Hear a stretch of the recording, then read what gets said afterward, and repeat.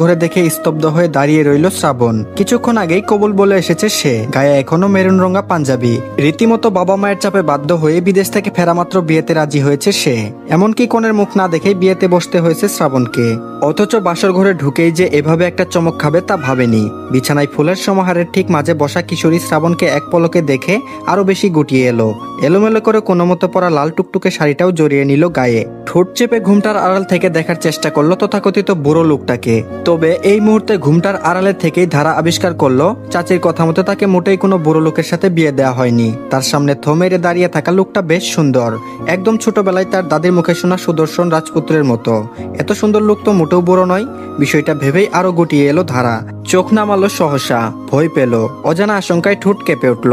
হুট করে মনে হলো তাকে যদি এখন এই লোকটা মারে, গ্রামে যে কতবার এসব দেখেছে সে তো শুনেছিল স্বামীরা নাকি অনেক খারাপ হয়, মাঝে মাঝে মারধর করে। এখন কি এই লোকটা তাকে আঘাত করবে? এবার আরেকটু কুণ্ঠিত হলো মেয়েটা, ঠোঁট ফুপিয়ে কান্না পেল। এদিকে হতবুদ্ধি হয়ে দাঁড়িয়ে থাকা শ্রাবণ ভাবতে থাকলো তার এখন কি করা উচিত। সে আসলেই ভাবতে পারছে না যে কিভাবে তার বাবা এমন একটা বাচ্চা মেয়েকে তার জন্য নিয়ে এলো। মেজাজ খারাপ হলেও নিজেকে শান্ত রেখে বড় বড় করে দীর্ঘশ্বাস ফেললো শ্রাবণ। সকালে বাবার সাথে কথা বলার সিদ্ধান্ত নিয়ে দরজার ছিটকিনি লাগিয়ে এগিয়ে এলো বিছানার দিকে। শ্রাবণকে এগিয়ে আসতে দেখে সহসা বিছানা থেকে নামলো ধারা। চুরির রিনঝিন শব্দে মুখরিত হলো নীরবতা। শ্রাবণ বুঝেনি কেন মেয়েটা হুট করে লাফ দিল। পুরোপুরি বিছানার কাছে আসতেই ধারা দ্রুততার সহিত ঝুঁকে শ্রাবণের পা ছুঁয়ে সালাম করলো। পায়ে কোমল হাতের স্পর্শ পেতে চমকালো শ্রাবণ, কিন্তু নড়ল না, ভ্রু কুচকে রইল। সালামের পাট চুকিয়ে দাঁড়ালো ধারা। ঘুমটাটা এখনো গলা অব্দি, মাথা নিচু করেই হাত কচলাতে শুরু করলো। এখানে বসিয়ে রেখে তখন তাকে এক খালা বলেছিল যাতে উনি আসলে পা ছুঁয়ে সালাম করে। শ্রাবণ ভ্রু কুচকে তাকিয়ে দেখতে থাকলো মেয়েটার ছটফটানি। কেন এভাবে মুচড়াচ্ছে মেয়েটা? সে কি কিছু বলেছে নাকি করেছে? কি বলবে তা বুঝতে না পেরে শ্রাবণ লক্ষ্য করলো গরমে মেয়েটা হয়তো ছটফট করছে। তাই ফট করে বলল, ঘুমটা উঠিয়ে নাও, স্বামীর সব কথা শুনবে। বারবার এই কথা বলা হয়েছে ধারাকে, সর্বদা নাকি স্বামীর সব কথা মেনে চলতে হয়, না হলে আল্লাহ বেজার হয়। গুরুজনদের কথা মনে রেখেছে ধারা, তাই সে বাধ্যের মতো দুহাত উঠিয়ে ঘুমটা উঠিয়ে ফেললো। সাথে সাথে লাল হয়ে যাওয়া রক্ত জবান নেই মুখশ্রীর দেখা পেল শ্রাবণ। স্নিগ্ধ মুখটা চোখে পড়তেই কুচকানো ভ্রুজোড়া শিথিল হয়ে এলো। গাঢ় করে কাজল দেওয়া টানা টানা চোখটা নিচে নামানো। সদ্য কৃষ্ণচূড়ার মতো লালিমা তার গালজোড়া রাঙিয়ে তুলছে। বয়সের কৈশোর সুলভ স্নিগ্ধতা আর ভয়ের মিশেল থাকা মুখটা যেন অবিচারিত সৌন্দর্যের নিঃশব্দ প্রতিবাদ। পাতলা গোলাপি ঠোঁট জোড়া ক্ষীণ কাঁপছে ধারার। নাকের পাশে ছোট্ট টিলটা মুহূর্তেই নজরে এলো শ্রাবণের। সাথে সাথে ঢুক গিলল শ্রাবণ। কি এক পরিস্থিতিতে পড়লো সে, ধারা বুঝলো না কিছু। লাল রঙা শাড়িটা তার কোমল হাত দুটো আঁচল জড়িয়ে ধরেছে বাচ্চাদের মতো, যেন নিজেকে কোনোভাবে আগলে রাখার ব্যর্থ প্রয়াস। ছোট ছোট চুলগুলো কপালে এসে সুরসুরি দিয়ে বিরক্ত করলে ধারা চুরি পরিহিত হাতটা উঠিয়ে ঠিক করলো চুল। ঘামে ভেজা কপালটা শাড়ির আঁচল দিয়ে মুছে নিল। শ্রাবণ এবার ঠোঁট কামড়ে তাকালো ধারার দিকে। এক মুহূর্তের জন্য আবিষ্কার করলো মেয়েটার বয়স কম, তবে স্নিগ্ধতা অফুরন্ত। গলা ভারী হয়ে এলো তার, চোখ সরিয়ে নিল সেই মুখ থেকে। কারণ তার সামনে থাকা এই কিশোরী মেয়েটা কোনো স্ত্রী নয়, একেবারে শিশু। কোনো ভালোবাসার উদ্রেক হলো না তার ভিতর, বরং জেগে উঠল প্রবল এক মায়া। কিছুক্ষণ ভেবে নিজেকে বুঝ দিল শ্রাবণ। ধারার দিকে তাকাতেই দেখলো মেয়েটা ডেপ ডেপ করে তাকিয়ে আছে, মনে হয় কোনো সিদ্ধান্ত শোনার অপেক্ষাতেই আছে। ওর অমন উৎসুক দৃষ্টিতে অপ্রস্তুত হলো শ্রাবণ। গলা খাকারি দিয়ে জিজ্ঞেস করলো, নাম কি তোমার? ধারা ঠোঁট ভেজালো, শাড়ির আঁচল ঠিক করে নিয়ে মিনমিন করে বলল ধারা। শ্রাবণ মাথা নাড়ালো। এর মধ্যে উপলব্ধি করলো মেয়েটার কণ্ঠটা অনেক স্নিগ্ধ, অনেক মায়াময়। এত সুন্দর সাবলীল সংযত কণ্ঠ তো আজকাল মেয়েদের মধ্যে দেখাই যায় না। অথচ কি মিষ্টি লাগে একটা মেয়ের কোমল কণ্ঠস্বরে। শ্রাবণ এবার ঠোঁট ভিজিয়ে আশেপাশে তাকিয়ে বলল, সোফায় ঘুমোতে পারবে? ধারা আর চোখে পাশে থাকা সোফাটা দেখে নিল। শ্রাবণের দিকে তাকিয়ে আবারও বাধ্যের নেই মাথা নেড়ে জানালো, জি পারবো।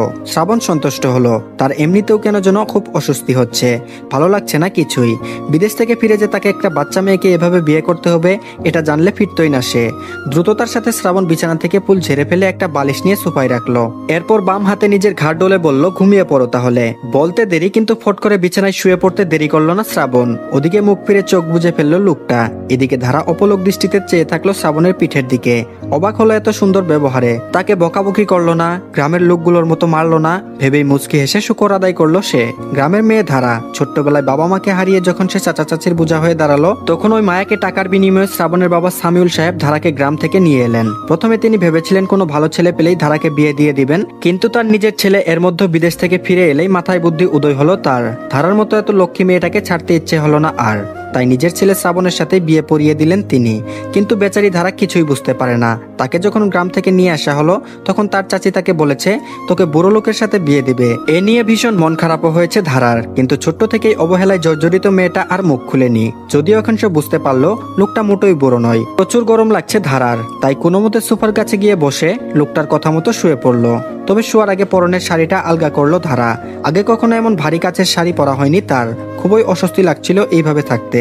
ধারা শুয়ে পড়তেই হুট করে শ্রাবণের গোমট কণ্ঠ ভেসে আসলো। শ্রাবণ বলল লাইট অফ করলে ভয় পাবে। সহসা চোখ ফেরালো ধারা, দেখলো লোকটা ওদিক ফিরেই কথাটা বলছে। তাকে দেখছে না কেন কে জানে, কিন্তু কথাটা শুনে কিঞ্চিত হাসলো ধারা। সে শুনেছিল শহরের বড় লোকেরা আলো নিভিয়ে ঘুমায়, তাই সে ধীর কণ্ঠে বলল আমি অন্ধকারে ভয় পাই না, আপনি আলো নিভিয়ে দিতে পারেন। এবার পিঠ ফিরিয়ে থাকা শ্রাবণ ওভাবেই ভ্রু কুচকালো। আজব তো, মেয়েটা কি একটু বেশি অদ্ভুত। কথাটা এমন ভাবে বলল যেন অন্ধকারে থেকেই সে অভ্যস্ত। অত কিছু ভাবার সময় আর পেল না শ্রাবণ। তীব্র মাথা যন্ত্রণা আর এমন এক কাণ্ড হয় মেজাজ চরম খারাপ তার। এক লম্বা ঘুমের প্রয়োজন টের পেয়ে সে চট করে লাইট অফ করে চোখ বুঝলো শ্রাবণ।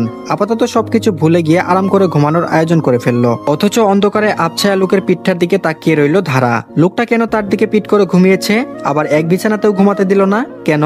কেন তাকে কি অপছন্দ করেছে? ঠোঁট ফুলিয়ে কান্না পেল ধারার, ভয় পেল একটু। ছোট থেকেই তো সে চাচা চাচির অত্যাচারে নির্মমভাবে জর্জরিত হয়ে এসেছে। এসব কথা শুনেই অনেকেই তাকে বলতো তার চাচা চাচি তাকে পছন্দ করে না বলেই তাকে মারধর করে। এখন কি এই লোকটাও তাকে মারধর করবে? চিন্তায় ভয়ে আতঙ্কে সারা রাত আর ঘুমাতে পারলো না ধারা। প্রতিদিন ভোরে ঘুম থেকে ওঠা শ্রাবণের অভ্যাস, তাই বরাবরের মতো আজও ভোরের আলো ফুটতেই তার চোখ মেলতে শুরু করলো। কিছুক্ষণ ঘুমের রেশ কাটিয়ে উপর হয়ে শুলো সে। এরপর ধীরগতিতে চোখ জোড়া খুলতেই দেখতে পেল এক মনোহর দৃশ্য।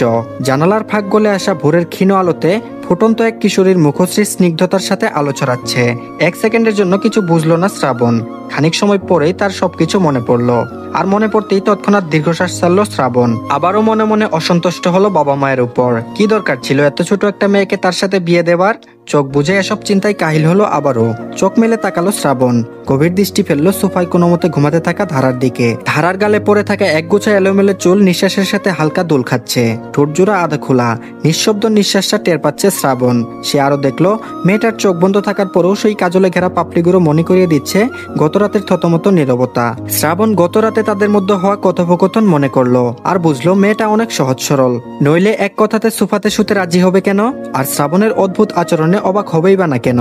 ধারার তো পৃথিবীকে চেনার, জীবনের মানে বোঝার বয়স হয়নি, অথচ এখন সে তার স্ত্রী। কথাটা ভাবতেই বুকের ভেতর কিছু একটা ছটফট করে উঠলো শ্রাবণের। এই যে বিয়ে, এই যে রাত, এই সবকিছুই যেন ধারার উপর এক নির্মম বোঝা হয়ে চাপিয়ে দেওয়া হয়েছে। তবুও মেয়েটির মুখে প্রশান্তি দেখে শ্রাবণ একটু হালকা বোধ করলো। মনে হলো হয়তো মেয়েটা একটু স্বস্তিতে ঘুমাচ্ছে অন্তত এখন।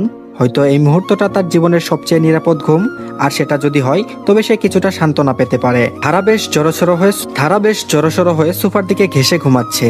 হয়তো আগে কখনো এমন ভাবে এমন জায়গায় ঘুমায়নি। এক মুহূর্তের জন্য মায়া হলো শ্রাবণের। এভাবে মেয়েটাকে সোফায় বলা কি উচিত হয়েছে তারই বা কি করার? মেয়েটাকে বউ হিসেবে মানতে ইচ্ছে করছে না যে। শ্রাবণ নিঃশব্দে উঠে বসলো, খুব ধীরে, যেন একটা পাতা নাড়ানোর শব্দও না হয়। মেয়েটাকে বউ হিসেবে মানতে ইচ্ছে করছে না যে। শ্রাবণ নিঃশব্দে উঠে বসলো, খুব ধীরে, যেন একটা পাতা নাড়ানোর শব্দও না হয়। তারপর চুপচাপ জানলার কাছে এসে দাঁড়ালো। চোখে তখন এক নতুন ভাবনার ছায়া। মনে মনে ভাবলো এই কিশোরীর দায়িত্ব এখন আমার। আমি চাইলেও এখন আর নির্বিকার থাকতে পারি না। এখন আমার উচিত হবে তাকে আগলে রাখা, তাকে বড় হতে দেওয়া সময়ের মতো ধীরে ধীরে। কিন্তু নরম ভোরের আলোয় দাঁড়িয়ে থাকা শ্রাবণ এই কিন্তুতেই আটকে গেল। জানালার ধারে দাঁড়িয়ে বাইরের আলোর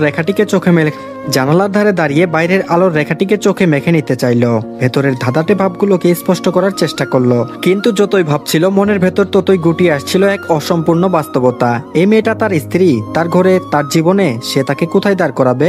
এই প্রশ্নগুলো ঘূর্ণির মতো তার মাথায় পাক খাচ্ছিল। বন্ধুদের মুখ ভেসে উঠলো তার চোখে, তাদের হাসি, ব্যঙ্গ আর অবিশ্বাস। তারা নিশ্চয়ই বলবে তুই কিনা এক কিশোরী মেয়েকে বিয়ে করে এনেছিস। আর কি কোনো মেয়ে ছিল না যে একেবারে স্কুল পুরা মেয়েটাকে নিয়ে এলি? শ্রাবণের কপাল কুঁচকে উঠলো, গলা শুকিয়ে গেল। মনে হলো শরীরে রক্ত যেন এসে জমাট বেঁধে যাচ্ছে। ঘুমন্ত ধারার মুখের দিকে আরেকবার তাকালো শ্রাবণ। নিষ্পাপ মুখটা দেখে মায়া আর বিরক্তির মাঝে দুলতে লাগলো তার অনুভব। মনে মনে ভাবতে লাগলো আমি কিভাবে এই মেয়েটাকে পাশে নিয়ে সমাজে দাঁড়াবো আমার পরিচিত পরিসরে? এটা তো এক অদ্ভুত দৃশ্য হবে। কেবল হাসির খোরাক নয়, এক ধরনের অসম্মান। নিজেকে এক অদ্ভুত বেদনার মাঝে টেনে আনতে লাগলো শ্রাবণ। মনের কোণে রাগ জমছিল বাবার উপর, এই অবুঝ পরিস্থিতির উপর, এমনকি নিজের উপরও। তার মুখ শক্ত হয়ে এলো, চোয়াল আটসাটা। এরকম আক্রোশে নিজের নিঃশ্বাস টেনে নিল সে। তারপর বলল, না, এটা ঠিক না। আমি এমন পরিস্থিতিকে নিজেকে ফেলিনি। এটা আমার কাছে বেছে নেওয়ার জীবন নয়। চোখ সরিয়ে নিয়ে এবার পেছনে তাকালো শ্রাবণ। সোফায় ঘুমিয়ে থাকা মেয়েটার দিকে নয়, বরং তার সঙ্গে জুড়ে দেওয়া এক অসমতল সম্পর্কের দিকে। তারপর মনে মনে একটা চূড়ান্ত সিদ্ধান্তে পৌঁছে গেল শ্রাবণ। সিদ্ধান্ত নিল যে এই মেয়েটার সাথে এক ঘরে স্বামী স্ত্রীর মতো থাকবে না। না পারবে ভালোবাসতে, না পারবে অধিকার ফুলাতে। আলতু করে চোখ বুজে নিচু স্বরে বিড়বিড় করলো শ্রাবণ। তারপর বলল, মানুষ হিসেবে মায়া দেখানো যাবে, কিন্তু বউ হিসেবে কোনো অনুভূতি আসবে না এই মেয়ের উপর। শ্রাবণের বাবা সামিউল শেখ প্রাইমারি স্কুলের একজন প্রধান শিক্ষক। তিনি নিজের সত্যতা, বিচক্ষণতা, মহানুভবতার কারণে পুরো এলাকায় বেশ সমাদৃত। খুব বেশি বড়লোক না হলেও পুরো পরিবার নিয়ে দুবেলা মাছ ভাত খাওয়ার মতো উপার্জন আছে তার। একমাত্র ছেলে শ্রাবণ ও স্ত্রী সালমা বেগমের সাথে তিনি বেশ ভালোই আরামায়েশে দিন কাটান। সারাদিন স্কুলে থেকে বিকেলে বাড়ি ফেরেন। এর মধ্যেই এক বিকেলে তিনি বাড়ি ফিরে জানতে পারেন গ্রামে তার মামাতো বোন শিলা ক্যান্সারে মারা গিয়েছেন। ছোট থেকেই খেলাধুলা করে একসাথে বড় হয়েছিল তারা। তাই ছোটবেলার সেই খেলার সাথে সম্পর্কে মামাতো বোনের মৃত্যুর খবর পেয়ে তিনি ছুটে গিয়েছিলেন মোহনপুর গ্রামে। কিন্তু সেখানে গিয়ে তিনি আরো এক করুণ দৃশ্য দেখলেন। শিলার ভাতিজি ছিল ধারা, মানে শিলা ছিল ধারার ছোট চাচি। আর গ্রামে গিয়ে সামিউল সাহেব ধারাকে দেখে জানতে পারলেন মেয়েটাকে তার এই বড় চাচা চাচি মারাত্মকভাবে অত্যাচার করে। ফুলের মতো স্নিগ্ধ এই মেয়েটাকে দেখে তিনি বেশ আবেগে আপ্লুত হন। নিজের কোনো মেয়ে নেই সামিউল সাহেবের, অথচ মনে মনে পুষে রাখা কন্যার বাবা হওয়ার লোভটা আবারও জেগে উঠল ধারাকে দেখে। তিনি ধারার চাচা চাচিকে প্রস্তাব দেন যে তিনি ধারার সমস্ত ভরণ পোষণের দায়িত্ব নিতে চান, অথচ ধারাকে দিয়ে বাড়ির কাজ করানো তার চাচি নাকচ করেন। শেষে বাধ্য হয়ে টাকার বিনিময়ে ধারাকে নিয়ে এসেছিলেন সামিউল সাহেব। ধারাও ছোট থেকে অন্যের উপর নির্ভর হয়ে চলে বলে কোনো আপত্তি করেনি। নিজেকে ভাসিয়ে দিয়েছে ভাগ্যের সমুদ্রে।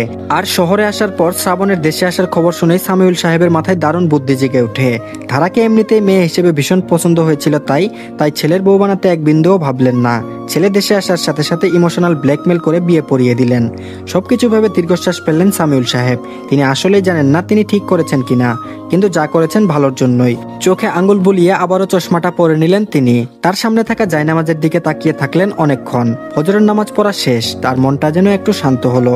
কিছুটা দৃঢ়তায় নিজেকে বোঝাতে লাগলেন, ভুল হোক বা শুদ্ধ, আমি ওকে অন্তত নরক থেকে উদ্ধার করেছি। ছেলেটা যদি বুঝে, সময়ের সাথে যদি ধারা নিজেকে আত্মবিশ্বাসে গড়ে তুলে, তবে এটা হয়তো ঠিক সিদ্ধান্তই হয়ে উঠবে।